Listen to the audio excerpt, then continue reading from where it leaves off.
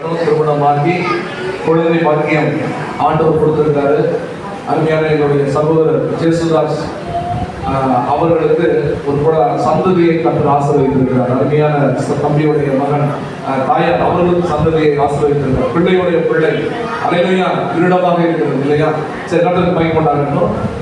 இந்த ஜெபம் எதற்காக நடந்துக்கணும்?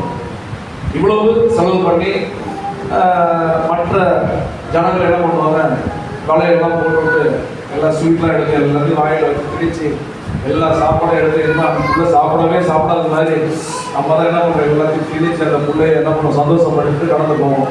இதெல்லாம் எதற்காக நடக்குது என்று சொன்னால் பிள்ளையை திடப்படுத்தும்படி நடக்குது. ஆனால் கர்த்தருடைய பிள்ளைகளை இந்த காரியம் சொல்வதற்கு முன்பாக வேதத்தில் நிறைய ரகசியங்கள் கொடுத்துருக்கிறார் அவருக்கு சொல்லணும் அப்படின்னா. ஆனால் கர்த்தர் சொல்றாரு, பிள்ளையை உண்டாக்குறவர் அவர் தான், குருவாக்குறவர் அவர் தான். இன்னைக்கு பிள்ளை எங்க இருக்குதுன்னா வயிற்றுக்குள்ள இருக்குது.